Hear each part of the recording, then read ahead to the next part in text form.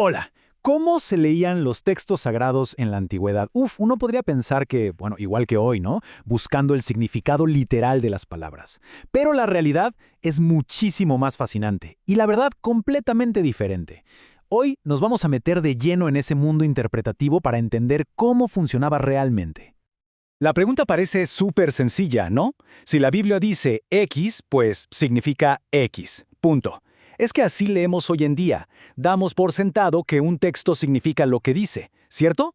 Buscamos los hechos, la historia. Pero, a ver, ¿realmente era así para las primeras comunidades que leyeron estos textos?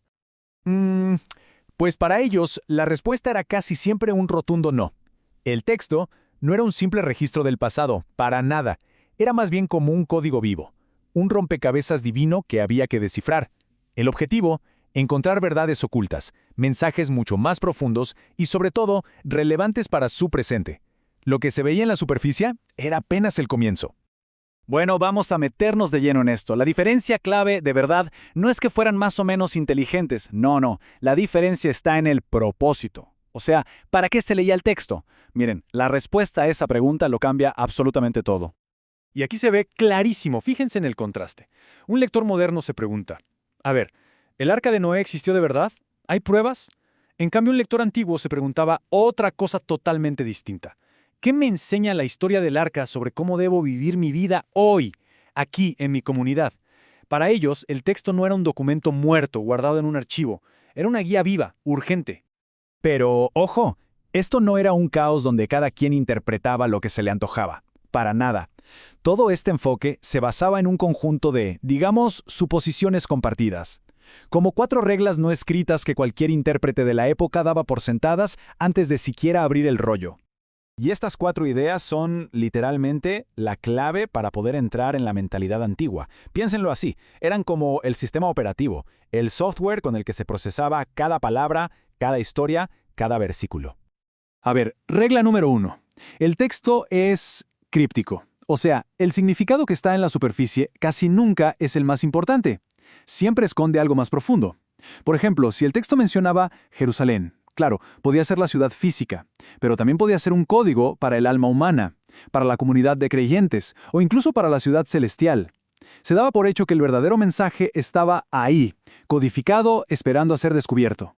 Segunda regla, el texto es relevante. ¿Qué quiere decir esto? Que habla directamente a mi comunidad justo ahora, en este momento. A esto se le llama actualización. Un profeta que habló de los babilonios hace siglos, bueno, para un lector antiguo en realidad estaba hablando del Imperio Romano o de cualquier otra amenaza presente. El texto siempre se leía como si fuera contemporáneo. Tercera regla, y esta es genial, el texto es perfecto. ¿Qué significa eso? Que no hay errores. No hay contradicciones. Si 2 pasajes parecían chocar entre sí, no era un error del texto, era una señal divina, una invitación a buscar una solución, una armonía oculta, una verdad más profunda que resolviera esa tensión. Claro, todo esto parte de la idea de que el autor es omnisciente. Y por último, la cuarta regla, que es la que sostiene todo lo demás. El texto es de inspiración divina. Su origen es sobrenatural. O sea, no se estaba leyendo un simple libro escrito por humanos, se estaba leyendo un artefacto divino. Y por eso, claro, cada letra, cada palabra, cada repetición, todo merecía un nivel de análisis y escrutinio súper intenso. Ok, con estas reglas del juego ya claras, las comunidades judías de la antigüedad desarrollaron herramientas súper sistemáticas para trabajar con el texto. Insisto, no era adivinanza ni pura imaginación, Era una disciplina con todas sus letras. Un ejemplo perfecto de esto es el Midrash. El Midrash es básicamente un método de interpretación que agarra un versículo de la Biblia y lo exprime para sacarle nuevos significados, ya sea legales o teológicos, conectándolos siempre con situaciones nuevas. No es inventar por inventar, es un método súper disciplinado para que el texto antiguo le hable a los problemas de hoy. Y para que se vea que esto no era al azar, había reglas lógicas. Los rabinos usaban lo que se conoce como Midrash o reglas de lógica, como las famosas 7 reglas de Hillel. Por ejemplo, la regla de la analogía verbal. Si la misma palabra, una palabra rara, aparece en 2 pasajes distintos, digamos, uno sobre el sábado y otro sobre la Pascua, ¡listo! Se podía crear un puente entre ellos y aplicar las leyes de uno al otro. Era todo un sistema con su propia lógica interna. Luego tenemos a la comunidad de Qumrán, la de los rollos del Mar Muerto. Ellos llevaron la idea de relevancia a un nivel, extremo, con un método llamado Pesher. Para ellos, los profetas no hablaban ni del pasado ni de un futuro lejano, no. Estaban describiendo en código la vida, las luchas y los enemigos de su propia secta, en su presente inmediato. El ejemplo más famoso es este. El profeta Habacuc en la Biblia habla de los caldeos, un imperio de hace siglos. Bueno, el comentario encontrado en Qumran dice, textualmente, la interpretación de esto es los romanos. Así de simple. Cambiaron caldeos por romanos, que eran sus opresores en ese momento. Era decodificar el texto para que hablara de su realidad. Y ahora, viene una conexión que quizás sorprenda a más de uno. Porque estos métodos no surgieron de la nada, en una burbuja. El mundo antiguo estaba súper influenciado por la cultura griega. Estaba helenizado.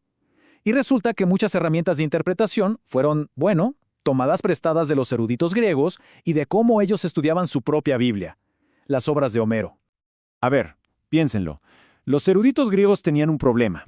Los dioses de Homero se comportan fatal, son inmorales, pelean. ¿Cuál fue su solución? La alegoría. Dijeron, no, estas historias no son literales, son símbolos de luchas filosóficas. Bueno, pues los intérpretes judíos y cristianos hicieron exactamente lo mismo. Cuando se encontraban con pasajes difíciles, sobre la violencia de Dios o Dios descrito con cuerpo humano, usaban la alegoría para encontrar un significado más profundo y filosófico. Es que hasta la crítica textual más técnica fue un préstamo. Orígenes de Alejandría, un erudito cristiano del siglo III, creó su famosa Hexapla, una comparación de varias versiones de la Biblia. ¿Y qué símbolos usó para marcar variaciones o partes dudosas? Exactamente los mismos que los académicos griegos usaban para editar los manuscritos de Homero. El trabajo teológico y el académico estaban completamente mezclados. Entonces, ¿qué pasa cuando se junta todo esto? Bueno, en el pensamiento cristiano primitivo, todos estos métodos, los judíos, los de influencia griega, se combinaron para crear algo nuevo.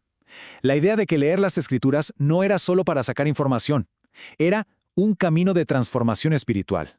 Agustín de Hipona lo describió perfectamente como una especie de escalera espiritual. Uno empieza desde abajo con el temor de Dios y la piedad. Luego va subiendo escalón por escalón. Adquiere conocimiento, luego fortaleza para enfrentar las dificultades del texto y así a través de la purificación del corazón se llega a la cima, la sabiduría, una unión con lo divino. O sea, leer era literalmente un acto de ascenso espiritual.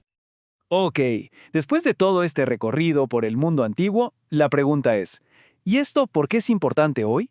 ¿Qué nos llevamos de todo esto? Hay varias cosas clave. Primero, nos enseña que la idea de una lectura puramente literal, sin interpretación, es bastante moderna. La realidad es que un texto sagrado nunca ha estado desnudo, siempre ha venido vestido con la interpretación de su comunidad. Segundo, vemos cómo resolvían el problema del paso del tiempo. Simplemente asumían que el texto estaba escrito para ellos, en su presente. Y tercero, esto demuestra un principio universal. A los textos que consideramos importantes les damos caridad hermenéutica, o sea, el beneficio de la duda. Nos esforzamos por encontrarles un sentido, por resolver sus aparentes fallas. Y todo esto nos deja con una pregunta final, para darle vueltas.